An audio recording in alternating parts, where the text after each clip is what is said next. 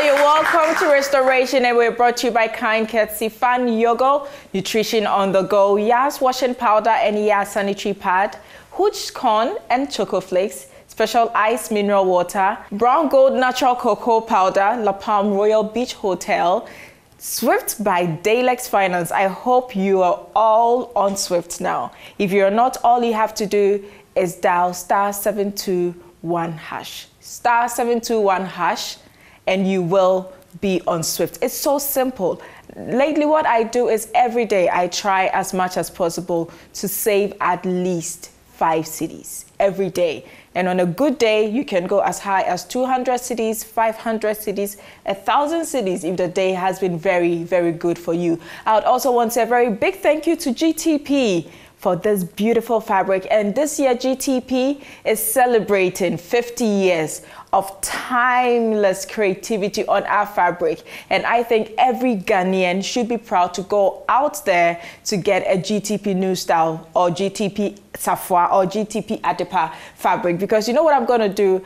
As the season goes, I'm going to ask you to send me pictures of you in your GTP New Style fabric. It could be GTP Safwa or GTP Adepa. Lately, I'm falling in love with Safwa because it is really timeless. And so you'll be seeing me moving from my New Style a little bit to the Safwa and Adepa. I think every Ghanaian should be proud of what we have achieved with our textile company so far as GTP is concerned, and go out there and get your GTP fabric to support them as they celebrate 50 years in the industry. I would also want to say a very big thank you to Ophelia of ABS Collection, who makes sure that my GTP fabric is always put to some special style that gets people wanting to take my dress from me. Like today, Nancy Black wants to take my dress. My niece Anastasia wants to take my dress. My guest wants to take my dress. I don't know. One would take the hand, one would take the back, one would take the front, then at least I'll sort everybody out. I also want to say a very big thank you to my Uju, Nancy Black, for my makeup. Thank you very much, Nancy. Nancy, wave. Yeah, that's Nancy. And also it's a very big thank you to Jemima of Rojiwan Studio, Dakoman Kokompe, just around the eye clinic. And they are just adjacent Abbey National. So you can go to Rojiwan and get your beautiful hairstyle done. Over the years, I've grown up to believe that it is really true that you can never judge a book by its cover. Our guest today is a young woman who has lifted the face of Christianity in a way that is so lovely, in a way that has got swag, in a way that wants everybody wishing to join the Christian train. Please let's welcome our guest for today, Jeremy Van Goushong. Welcome to the end of the tunnel. I see a bright light shining through. And it's just for you. We can do better. There is hope for the tired and weary. Thanks, darling. I saw him and I said, oh my God, you're looking like Kelly Rowland. Oh my God. You're looking beautiful. Thank you. Thank you Wow. so much. A preacher's daughter. Yes. Growing up as a preacher's daughter, how was it for you? Growing up as a preacher's daughter, it was very interesting. You have to you're born into like the whole praying thing. There's all-night services in the house all the time. Our house was sort of like a mission house. So there was always, you know, pastors coming in and out of the house, missionaries coming in and out of the house. Yeah, prayer services and all-night services and fasting. And I sort of grew up in the midst of all of that. So yeah. Did you ever feel your space was being invaded? Because I know if you're a pastor's child, you have a lot of outsiders coming to your house, like from Monday, Tuesday, every day someone is in the house. Yeah. Did you have enough of your parents? I did. I did have enough of my parents. I love them to bits, have to say that. They're awesome. I sort of got used to it because I was born into it. So for me, that was life. That was regular, everyday life for me. I was used to the fact that there was always people coming in to see my dad, and I'd have to go with him on his, I was daddy's little girl, so, you know, always go with him on his, you know, like appointments and mission and stuff, and yeah. And you're an only child? I'm an only child. Okay, let me put it this way. So we were a regular family, but then the extended family also like was a part of us, so that I didn't really feel it too much. At a point, my dad had to leave he had to go on missions in the States, and so I had to move in permanently with my extended family, and that was awesome. That was interesting as well. But I think I was at a point where I was growing. You know, I was now becoming a teenager, and so I was in the space of trying to figure out who I was in a way, and that's when I started to see myself as, wait a minute, you know, I didn't think there was anything special about me. You know, I didn't think that I was extraordinary in any way. I was the skinny chick, you know. I was the skinny chick that nobody would look at twice, really. You know, I was the girl who I was the simplest person. Were you giving names in school like Alogo Springy? No, none of those. But I wasn't the person that anyone would bother paying attention to. That's how I felt. I didn't think there was anything special about me. You know, I felt like, okay, only child. I was in Morning Star School at the time, and it was one of the big schools, you know, and everyone in school has a lot of money and, you know, stuff like that. And we're like an average family, you know, so it's not, we didn't have like everybody else. And much of a big deal. Yeah, you know, and so what people didn't know was I sort of would have to like find a way to blend in with everyone else. I mean, I was the chick who was picking there was a taxi that used to wait for me at our junction, and then the taxi, Mr. Daniels, if he's anywhere, thank you, God bless you, would take me to a point, and then I'd have to walk to school. And people didn't know that. So I would go to school and blend with everyone else and, you know, be the cool, funky chick, you know, but what they didn't know was behind all of that, I was just this little girl struggling to be accepted or wanted or noticed or, you know, yeah. So with that kind of life, did you wake up to kind of plan out your life like a script? Because most young children go through this. They go to school, their friends are doing that, and they have to try to be like their friends. Yeah. Did you wake up and plan the whole day? Okay, this is what I'm going to do at this time and that time.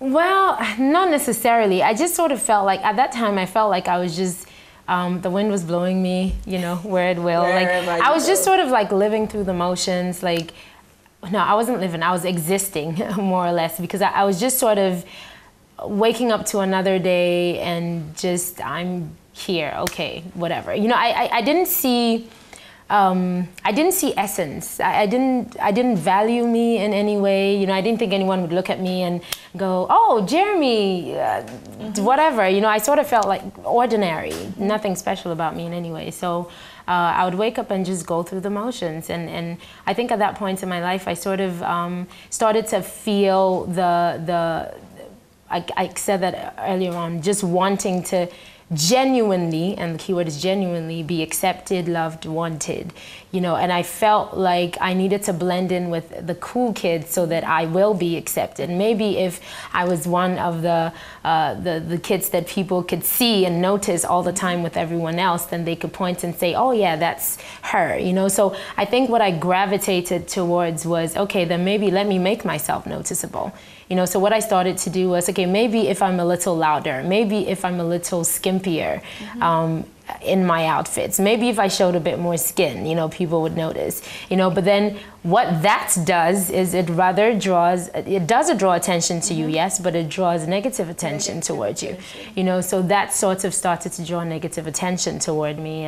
And then from there, I sort of felt like, okay, at least now I'm getting some attention, you know. And I think what I was really looking for genuinely was love. I wanted for someone to be able to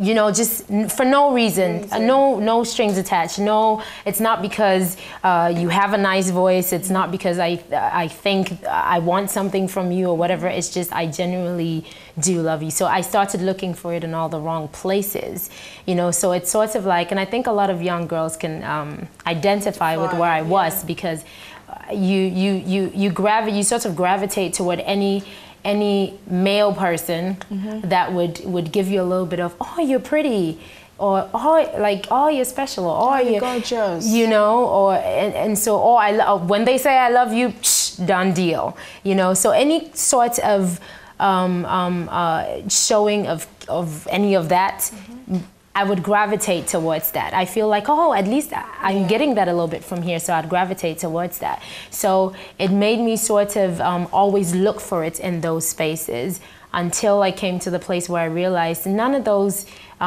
relationships really worked for me in any way. Like whatever it was that I thought I was looking for in any of those spaces, I was never really finding, because it won't work at the end of the day.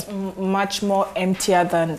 Thank you. Yeah. I left much more broken, actually, because it's like when you're looking for something and you enter into a space genuinely and you're feeling like, oh, I'm gonna get it here, and then something happens that sort of, you know, something happens that makes the relationship not work, or something happens that affects it in a certain way. It just makes you go, okay, well, it didn't work here. Maybe I should try someplace else. So that was literally, that's why I said I was existing, because at that point I was just looking for anywhere where I could just genuinely feel accepted. Because like being a preacher's kid, everyone would think, okay, she's Christian. Yeah. Does that make you a Christian? No, absolutely not. Because when I came back from France, I was pretty wild. I mean, I was how wild? Well, I came back the party chick, more or less, and that's what sort of got me into Foresight TV and all of that, because I came back and I felt like now I'm living the life. You know, you guys don't know what's up, I do. You know, so I felt like now I was the cool chick. Now I was accepted. Now people wanted to be your friend. People wanted to be my friend, and people wanted to be around me, and so I'm good. Like, I'm in the space that I should be in. And so when I came back, that was when I think I got onto, when I came back, I got into the journalism school, and then I had to, if I tell you what even got me onto radio, God is something else. So I was in a particular relationship that didn't work, and he ended up marrying somebody else, and it broke my heart completely. And the pain of that was what got me onto radio, because I wanted to do something that was going to get my mind off it. So at that time, I just finished journalism school. And you know, when you're done, they put you on attachment. So I was supposed to go on attachment at a newspaper, and I love writing. So when I went into the newspaper, I can't say their name, but when I went there, everybody knows that newspaper. But when I went there, they tested me, said, write the story. I wrote the story, and when I was done, they were like, wow, that was so good. Can you start today? You know, and I felt like that wasn't challenging enough. So I run away instead of doing it. And then I found a friend of mine. His name is Stip. Shout out to Stip. Stip literally took my hand and walked me into Vibe FM. I said I wanted to try something I've never done before. And I walked into the radio station and I said, hi, my name is Jeremy and I want to do radio. To be honest, I did it out of hurt, because I was hurting at the time, and I just wanted a way to vent it out. So I remember that day was Mike Cook, the owner of Vibe FM. Kofi Wayo was there. KSM was there. Wow. Yeah, and they started questioning me. Like, they were like, have you done radio before? I said, no. Do you have any experience? I said, no. They said, so why do you want to do it? I said, because I just know I can. You know, and they said, well, there's no vacancy, so if you want to do it, then we're going to have to put you at the only space is the front desk. I said, okay, I'll take it. You know, and at that time it was so strange, because all my other friends were on TV3 and, you know, like newspapers or Metro TV, or like, because everyone had to do something. TV or radio or... And when they asked, what is Jeremy doing? She's a receptionist at Vibe FM, you know, and I honestly didn't care. I was just... Yeah, you just needed to do something. I needed to do something. And what people didn't know was I actually did that for about almost a year at the reception. And then people started calling my boss and asking, who's the girl at the front desk? Like, who's the girl who picked the call at the front desk? And he didn't even know my name at the time. You know, so one day he comes up to me and he says, "What's your name?" I'm like, "Jeremy." He's like, "I'm watching you." You know, like, so from there, one time the lady who does the news did not show up for the 6 o'clock news. And then my boss literally threw a paper in my face, said, "Get up, go, go, go," sat me in front of the mic and said, "Read." And I'm like, whoa, whoa, whoa, whoa, whoa, whoa. Like, is that how it works? You know, I haven't done this before, you know, and he was like, "No, go ahead, just like," and it had to go because it was 6 o'clock, you know, so he literally was like, "Just open the mic and just read," you know. So he opened the mic and then I read the news, and when I was done, people started calling the station and they were like, "Who is that girl?" You know, people thought I'd been doing it for years, and that was the first time that I'd ever done it, you know, so. So it sort of started from there for me, and then from there I got my own show and another show. I was doing like 4 shows on the station. Wow. And then I started training. So they had to find a new receptionist, right? Yes, they did. Yes, they did. Restoration. And so what really did it for me was I went through a phase at a point in time that really broke me, and I felt like I had it up to here with trying to figure me out, and that's what really drew me back into the God space. What was it really? It was a space where I was sort of trying to figure out. I was trying to figure out relationship. I was trying to figure out work. I just wasn't happy. You know, I was very depressed, extremely depressed. Wow. Yeah, and so even though I was happy-go-lucky in front of everyone, I just was not okay in myself, and I didn't want for anyone to see it because I didn't want for anyone to see through me. So I sort of would find a way to just be bubbly and, you know, cover it all up. And so at a point I just had it up to here, and I remember just, it was 31st night, 2011. 31st night, I went to church. I was used to doing that. I mean, every 31st night we go to church. So I went to church, but I remember this particular 31st night, I was just so frustrated. And I remember just closing my eyes and in the church, and I felt like screaming in the room because everybody sort of, I felt like you guys really don't know what I'm going through, you know. So I remember just yelling at God, and I'm like, you know what, I'm tired, I'm just done, you know, like, I've done it my way, it didn't work, you know, so from here on, I'm gonna do it your way. And I think it was on that night, it was on that night that I sort of fully surrendered, and I was like, from today, whatever you want me to do and however you want me to do it, because I'm just tired, you know, so. I had no idea that when you tell God that, get ready, because he literally will rearrange you he will break you to make you. And so literally from the next day, which was like 2012, I expected that, you know, you sort of give everything to God and he'll fix it and you're good, you know, but that's not what happened to me. In fact, as soon as I did that, what happened in 2012 was now everything rather got worse. You know, my relationship got worse, and work got worse for me. I just wasn't feeling happy. I was a mess, you know. So I started to argue with God. I'm like, what are you doing? I thought you were supposed to be fixing me, you know. And then I remember a friend of mine, his name is Joshua. He came into my life out of nowhere, and I remember the first time that he spoke to me, he said, there's something about you. And the first thing he told me was, he said, God wants to use you, but before he does, he's gonna have to clean you up. And I'm like, oh yeah, well, whatever. I mean, you know, like I gave God, I gave God my heart. I haven't seen anything, so whatever, you know. But deep down inside, from the day that I actually did that, something had happened. So it's like every day, I remember unknowingly now beginning to realize that I started to pull away from certain things. I started to, especially intimately, I started to feel like the closer I got to God, the more I felt like I don't want to hurt God, you know. So I got to the point where I didn't want to do anything intimate with anyone. I didn't want to do anything sexual with anyone. I started pulling away from those things because I wanted to be clean. not because of, and I started doing that even before my friend told me what he told me, you know. So I realized, okay, I don't know what it is, but I love you, Lord, you know. I don't know why, but I think I want to please you more than, you know, doing anything else. So the first thing that I did was I stopped having sex. Wow. That's the first thing that I did. Wow. Yeah, that's the first thing that I did. And I say it boldly because I think a lot of people see that as like awkward or weird. Yes. But for me, it was, number one, it was extremely important to me because I needed to, I really wanted for God to help me figure myself out, figure my life out. And I felt like the closer I got to him, the easier that would be. I remember having conversations with him. I took a part of my room. I had a little space in my room where I used to meet God every day. I picked a time. My time was 6:15, and every day at 6:15, I would go into that space in my room and I would meet God.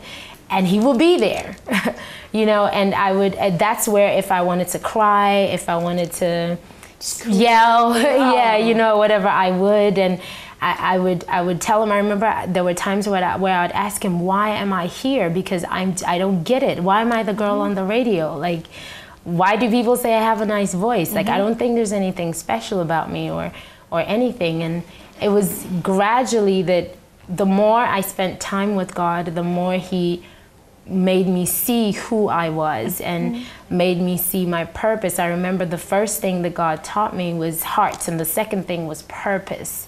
And at a point, anywhere I would go, I would just see purpose. Like I'll be watching a movie, and the only thing that would come, like I'd hear the word purpose, or I'd see a billboard and it had purpose on it or whatever. So it's like he took me through a whole process of trying to understand who I was and why I was here. And that's what gradually got me into the space of speaking to people and inspiring them and stuff like that. I started to gradually put that into my show. I started off with poetry. I thought it was going to, you know, like add something or whatever.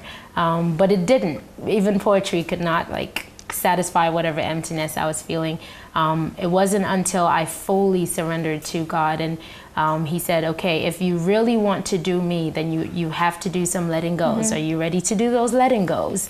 I said, okay, well, let's see what letting goes you have for me to do, you know. So the first one was my relationship at the time, and God said, I need for you to let that go. Wow. I said, I can't. I love this person. I mean, that's the person I want to be with. And did you ever go out with Jay Foley? We were besties, I'll put it that way. Yeah. And then I was like, no, God, I mean, I can't let go of this. And he was like, well, if you want for me to give you what I have for you, you have tightened fists. You have to open your hand. So I had to let that go, which was really tough for me. After letting that go, I had to move on to, I was at YFM at the time. And I've never done an interview about this before, so this is literally the first place where I'm talking about this. But yeah, I was at YFM at the time, and I remember right after letting go of my relationship, God said, you have to leave YFM. I said, no, I can't. This is my baby. Like, I had been there for 5 years, and my show had grown. Like, I had branded it. I was shocked when I heard the news. I said, why would she do that? I know. Nobody understood me at the time because I hadn't vocally told anyone what was happening with me. I was going through a transition at the time. But because I was spending time with God every day, he was, the more I spent time with him, the more he would press on my heart. And he was like, nope, it's time for you to go. You have to go. When I told YFM they didn't want for me to go, they're like, nope, we're not going to let you go. Like, no, not you. You know, but I was at a place where I had to choose between God and what I wanted. And so I chose God, and I let go of why. It was so difficult. And I remember even the media didn't understand, you know, my fans were bashing me. What are you doing? You know, you've grown a brand. But yeah, I had to choose God. So I did. I left Y and I moved to Live. And then when I moved to Live, I was in that space where I was like, okay, God, I've moved to Live FM. Am I going to do God now, like completely, because that's what I want to do. That's the space in which I was at the time. And but for some funny reason, every time I wanted to pull myself out completely, from that space, he will pull me back in. So there was a struggle of, I'm like, God, okay, if you want me to do you 100%, throw me on Sunny FM or something. Let me just know, let everyone just see that that's what I'm doing, you know. But each time he would just pull me back into that space. And I remember I got to the point where God made me realize I'm not the light of the church, I'm the light of the world. And so there's a reason why I've placed you there, so that you could be the light in that darkness, and people could look at you and say, okay, there is something about, I don't know what it is, but there is something about that girl or whatever, and so I want some of that. And so I know people sort of look at me and go, oh, we don't really understand what's going on with her, because it's a little awkward, the transition, like what happened to Jeremy? You know, it's a little awkward. Is she all right? Is she all right? You know, because all of a sudden they were seeing me on like Christian stages, and people would watch videos of me like speaking about my testimony, or me on a stage talking about God or whatever, and they're like, what is going on?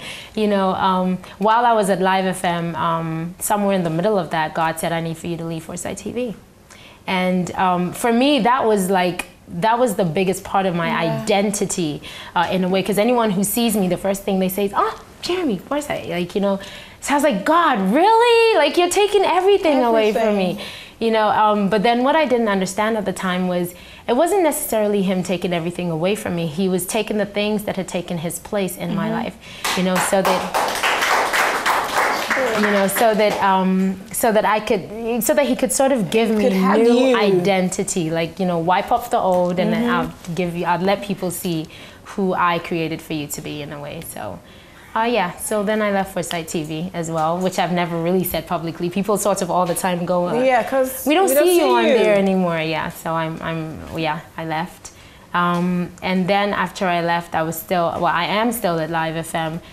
People ask me all the time, how easy is it for you to blend the both worlds in a way?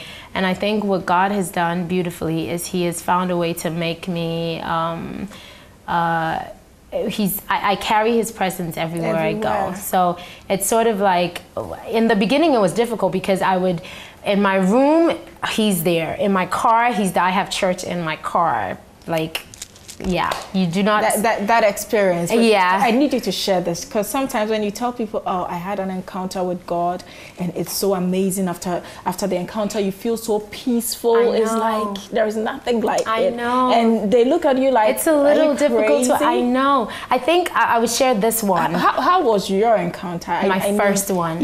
My first one. I was in my room, and that's literally sums up me now and the person that I'm becoming and why I'm even here. Before I say the encounter, I on Valentine's Day I released a spoken word piece called Call It Love, and people didn't understand the reason why I did that, but it's because of this encounter that I did that. And when I started this interview, I was saying that I was looking for acceptance and love, and you know, like, just trying to be accepted, trying to be it, you know, like, which all of us want in a way at a point in life. And for me, it wasn't until this day that I'm telling you about that I felt that for the first time. I remember I was in my room, and I was just tired, you know. I was just broken, shattered, just tired. And I remember I was just sitting on the floor in my room, and I was crying, and I took my phone and I wanted to call my girl. I actually dialed her number, and then I cut the line, and I called another friend, and I cut the line. And then I wanted to go, my dad was in the next room, so I wanted to go into his room so I could, like, talk to him, you know, tell him how I was feeling. And the crazy thing was, my dad could see my transition, and I love him to bits, because he was praying for me, but he allowed for... He didn't rush you. He didn't rush me, and he allowed for the transition to take its course. He could see what was happening with me, and I just love him for that. Anyway, so I wanted to go and talk to... Hi, Papa, I love you. So I wanted to go and talk to him, and so I got up, I went to the door, I almost did, and then I came back. I don't want to talk to Papa. I don't want to talk to my friends. I don't want to talk to anyone, you know. So I was just angry, and I started yelling at God, and I'm like, and this was after I had given God everything. This was after my 31st December or whatever, you know. So I was just yelling at God and all of that. And then all of a sudden I realized that my TV was, I didn't even realize my TV was on. And I remembered hearing so clearly, take it to the throne, not the phone. So I remember throwing my phone on the floor, and then I was just crying. I was like, whatever that was, like, take it to the throne, not the phone. So I remember I looked at my TV all of a sudden, and then there was a lady talking, and I didn't even know what show it was. I didn't know what it was. I didn't even know what channel it was. she was talking, and she was talking about her life and things that she had been through and stuff like that, and how her story was worse than mine completely, but how she was thrown in jail, and one time in the jail cell she was just tired and she started, you know, crying to God, and she was like, if there is a God up there, could you just fix me, you know? And so she asked the missionaries who come to the prison what she had to do to get God to fix her, and the missionary said, all you have to do is give it all to him, like the pain, the hurt, you know, she used to do drugs and stuff like that. I did not. So, like, yeah. But her situation was worse than mine. And she said, you just have to give all to him. So I remember sitting there and I said, I want some of that, you know, because this lady, she didn't look anything like what she had been through. Like, she looked amazing. I think she was like, she's the owner of a chain of multi-million-dollar companies or whatever, and she's Christian and all of that. So I was like, I want some of that. So I remember sitting on the floor in my room still crying, and I was hugging my knees and I was rocking back and forth, and I just said, I want some of that. And I was like, okay, God, like, today is it. I know exactly what I'm doing. I know exactly what I'm saying to you. It's not because of what's happening around me or whatever. I just really do want you to, like, you know, just take over. Yeah, you know, and so that was the first time, and I literally felt like he entered my room, and I felt like he embraced me. Yes, peace. Yes, and that feeling of the embrace. I know it's weird when I say it, because people say I talk about God like he's my man. Yes, he is right now. You know, he's my boo. You know, but literally, like, I felt that embrace the first time, and and that I felt love the first time that day. You know, literally, it's gonna make me cry just saying it.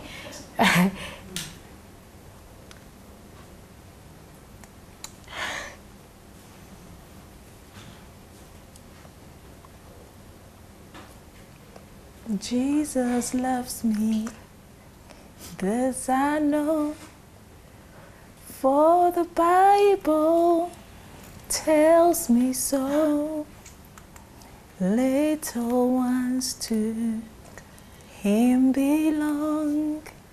They are weak, but he is strong.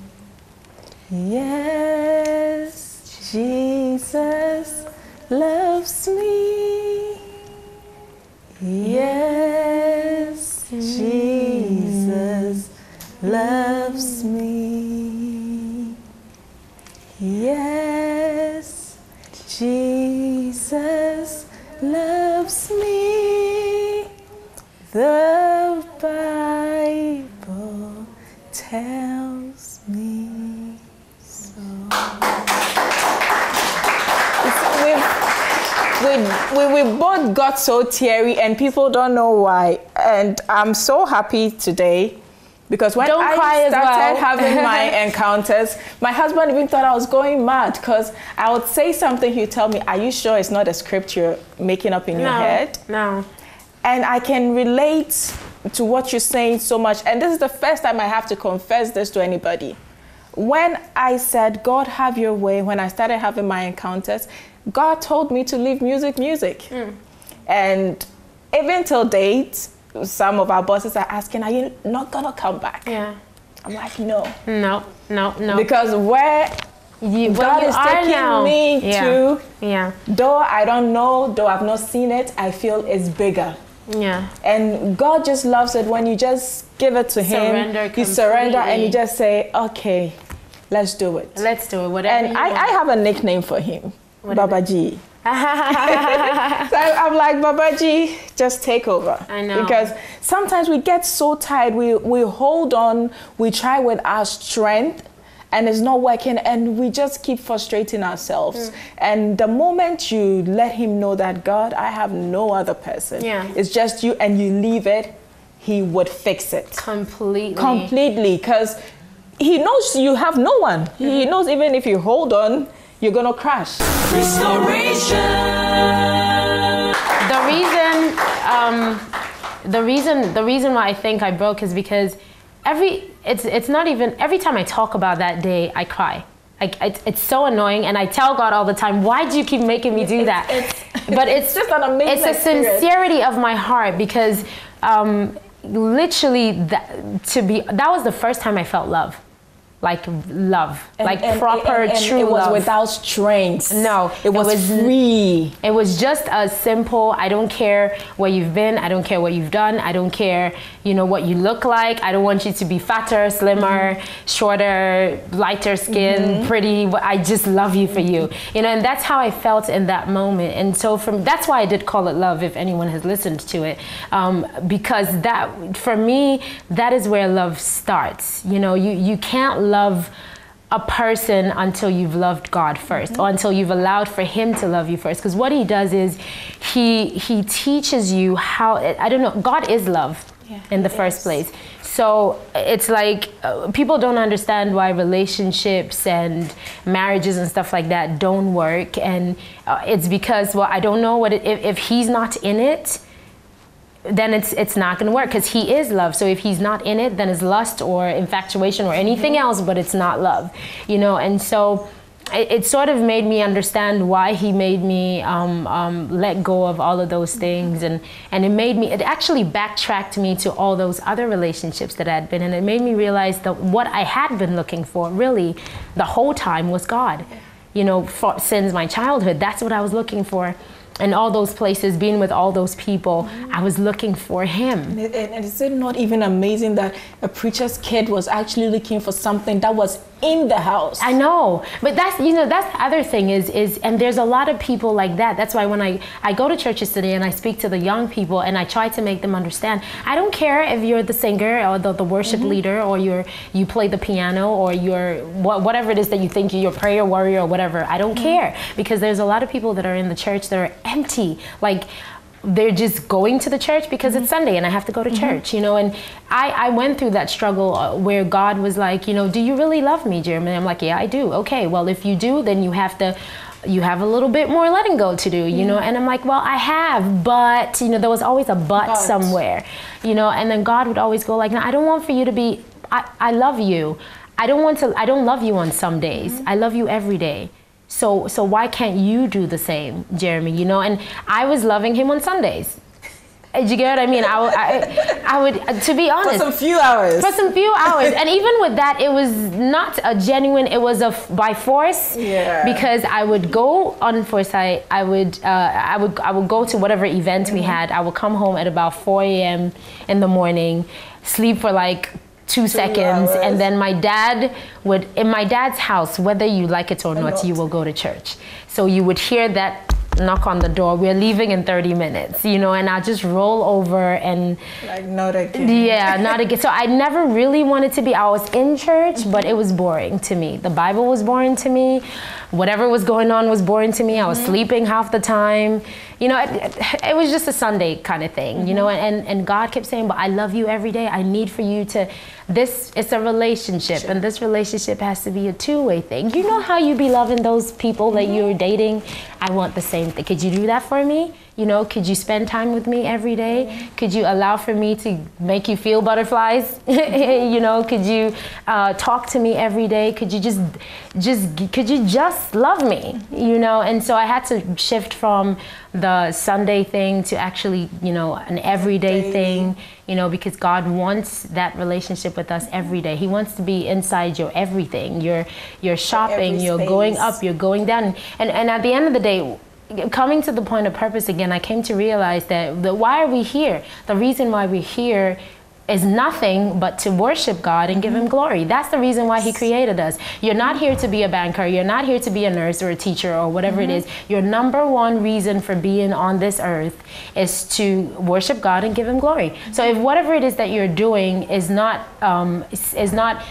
geared toward giving God glory, there's a question mark, you know, and that's the essence of purpose. If you're a teacher in that space so that you could affect those kids to give God glory. You're a doctor in that space so you heal people to give God glory, you know, so whatever you're doing. And so I came to realize that worshiping God is not just about lifting your hands. You know, that's what we do. The fast songs is praises and the slow songs is worship, you know, but God taught me about worshiping. He was like, nope, Jeremy, you guys have it wrong. I don't need for you to sing a slow song to me for worship. Worship is a lifestyle. I need for you to, everything you do for me every day is worship. The way you dress is worship. What you eat into your body, because your body is not yours, it's my temple. So what you put into it is worship. The places you decide to go to is worship. The friends you have around you is worship. What you speak out of your mouth is worship. Everything. You know, so I sort of, like, when he made me understand that, I'm like, okay, wait a minute. Okay, so it's not about me going to church on Sunday and lifting my hands, but it's about how I live my life every day. It's giving God glory. It's worship unto God. That's what makes him smile. That's what makes him go, that's my girl. You know, like, and that's how he expects for us to be. But we don't. Like, this person up there is loving on us. And we're not. We're just waking up every day and going to work and doing what we do. We even forget to pray sometimes. And doing what we do. And he's over there thinking, does she love me? Does he love me? Does he see what I'm doing for him? What are you doing? What are you giving back to God? What are you doing back? I mean, you have kids. I don't have a child, but I don't think I could give my only child to anyone for anything. You know, and so for someone to, I know no one would ever want to die for me. I have people that love me, yes, but I don't think any of them would want to die for me, no. You know, the only person who did was Jesus. Thank you. You know, and that is love. Laying down your life for someone else, that is love. So it sort of starts from there. It started from there for me, love-wise. And it sort of taught me, you know, how to love the right way and do relationships the right way and all of that. And to be honest with you, that is what has gotten me here. Today I do sessions with young people. I do purity sessions, and I do beauty sessions because of my insecurity that I had to go through, and having to learn about the fact that I'm fearfully and wonderfully made. And it's not about somebody telling me what I look like, but it's what God tells me that I look like. And I am special, you know, not because someone is going to tell me, some guy is going to whisper in my ear, you're special, but because, like, even in my mother's womb, he knew me, you know, so he made me special before my parents gave birth to me. He knew me. It wasn't my parents that brought me here. It was God that brought me here. You know, he said, there's going to be a Jeremy. She's going to be called Jeremy. And when she goes into that world, she's going to do A, B, C, and D. You know, it's just that it wasn't until I connected with him that I came to realize the things that, you know, I have to do. So now the things that I do are, what I'm saying, I do girl sessions with just girls. I do general youth sessions. I call it Unashamed. Yeah, I love that one. Yeah, because I used to be ashamed, but I'm not ashamed anymore. So I call it Unashamed because of that. And I haven't officially started it fully, but this year I'm going to be doing it fully. I'm going to be having like proper girl sessions. Yeah. I'm gonna be having proper youth sessions, and I'm also writing a book that hopefully by the end of the year, I'm hoping I'd be able to finish off with. But I'm starting it off with a blog, and the blog is sort of going to give people an idea of what's in the book, so that when you get to a particular chapter, you're going to have to pause and then get the book. But I just feel like it's my own little way of making people sharing, you know, what I've found with people. And that's the thing about purpose. When you find God, you find purpose, you know, because I never picked up a phone to call anyone to say, hey, I speak to people, or hey, I do. I never did that. It just, if I had to tell you about how that happened, everything just, as soon as me and God connected, everything just, the people started coming to me, things started happening, and you know, everything just sort of fell in place. And so, and I'm 100 times happier now than I've ever been, like, in my whole entire life. I think this is it. Like, this is what I was born to do, not all of that stuff. Like, I was just tired of just talking about Jay-Z and Beyonce. Like, there's a bit more. I came to realize there's a bit more to life than just that. Like, there's a bit more inside of me than just entertaining people. You know, there's a bit more to me than that. And so hopefully this year I would get to show people that side. We thank God. Yeah. We thank God for your life. Wow. Well, it's a very big thank you to La Palm Royal Beach Hotel, to Fun Yoga Nutrition on the Go, Yas Washing Powder and Yas Sanitary Pad, Hooch Corn and Choco Flakes, special ice mineral water, and special drinks. I'm also saying a very, very big thank you to Swift by Daylex. All you have to do is pick up your phone, dial *721#, and you will be on Swift, and you can contribute as low as 1 cedi every day and as much as 1,000 cedis. That is, if you have a lot of money, you can do that, and you will be saving for a better tomorrow. I also want to say a very big thank you to Brown Gold Natural Cocoa Powder from Hots. Thank you very much. And of course to GTP for my wonderful, wonderful fabric here. And GTP is 50 years this year, so every Ghanaian, go out there and grab a fabric from GTP. And if you do, take a picture, tag me on Instagram, Facebook, Twitter, everywhere. Just tag me and I will have something special for you this year. I'm saying thank you to Ophelia of ABS Collection, Dansoman Zodiac for my outfit, Nancy Black for our makeup. Yeah, Nancy, thank you. Thank you. And to Roji for my hair. Roji1 is at Darkoman Kokompe Eye Clinic, close to Abbey National. You can walk in at any time and Jemima will sure give you a fabulous looking hairstyle, because you have to. People's problem is they think when you're Christian, you're dull. No. You can be Christian and still be funky. Make God look good. Make God look good. Yeah. God is a funky one. You know? So you have to look good. You have to be yourself and don't be ashamed of yourself no matter what. Jeremy, it has been, I've always wanted this interview. It's like, I'm always calling you, Jay, when can I get this interview? Because I needed young people to know that there is God. Yeah. There is Jesus. And without the Trinity, your life is a mess. Yeah. Thank you very much for coming. I have some hampers from our sponsors for you. Thank you. From Yas Washing Powder and from Hooch. And I'm sure you can keep the Hooch in your car. Just munch on it even when you're driving. So that's Okay, so you would love Hooch. I'm giving you the corn and the choco. Okay. So thank you very much. And I'll also give you a treat. You can come stay here at La Palm Royal Beach Hotel. Awesome. Yes, awesome. I do need a break. You do need a break. Okay, that's good. I work too much. Good. So we're giving you a treat. You come here for a weekend. Anytime you're ready, just let me know. So I arrange for you to come. Have a fabulous time. Thank you so much. God bless you. Well, it has been amazing. Now you've seen the other side of Jeremy. I told you, you can never judge a book by its cover. And I know that you're agreeing with me at this time. And always do remember, you can do all things through Christ who strengthens you. We'll see you same time next week. Bye-bye. Welcome to the end of the tunnel. I see a bright light shining